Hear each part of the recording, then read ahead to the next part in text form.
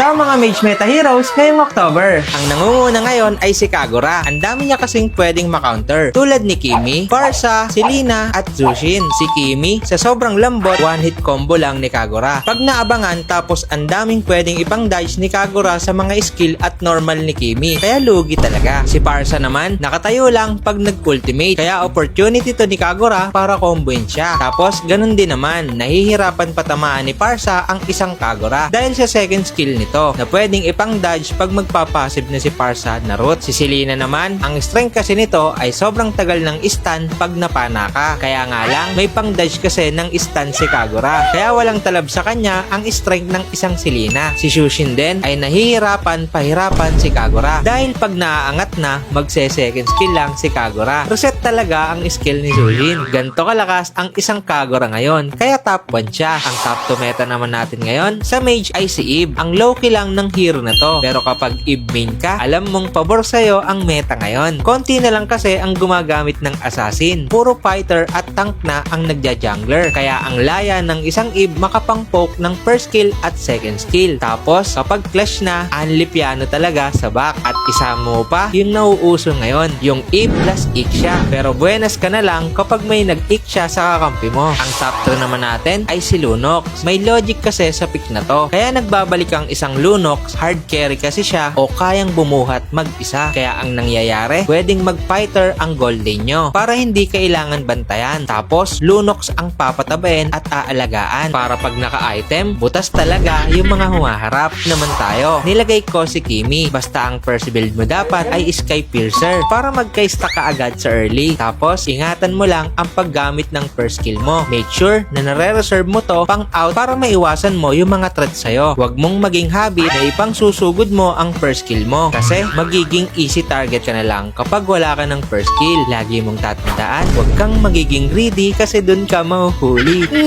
Ang isa ko pang tips, pag gagamit ka ng Kimi, lagi kang magpapa-stack ng passive mo sa mga jungle creeps na madadaanan mo para masakit ka na agad at mabilis kang makakapag-clear wave at mabilis kang makakapag-rotate sa mapa. Ang top 5 naman ay magugulat kayo, si Zushin. Kaya nilagay ko sa top si Zushin, bumaba kasi ang pick rate nito. Hindi ko na din nakikita masyado sa RG. Siguro, ang mas prepare ng tao ngayon, yung matataas ang damage output at may pang combo. Pero kapag nagamay mo si Zushin, ituloy mo lang ang paggamit nito. Pero kapag hindi ka naman talaga Zushin user, pwede mong i-priority sa pick yung mga una kong nabanggit. Ang huling hero naman na mare-recommend ko sa inyo ay si Novaria. Hindi talaga to nawawala sa meta. Ang lakas kasi ng poke. Tapos face reveal talaga kapag na-ultimate ka. Mas maganda nga lang to i-pick kapag may nakikita kang kakampi na Franco, Ranger, Bea, Ruby at Arlot para sulit ang ultimate mo dahil may kakombo ka. Ito rin ang dahilan kung bakit hindi laging napipick si Novaria. Ang tawag natin sa kanya ay situational pick. Pero pwede naman talaga. At yun lang, para lagi kang may advantage. Huwag mo kalimutan mag-follow ha. Sana may natutunan kayo. Sana makatulong!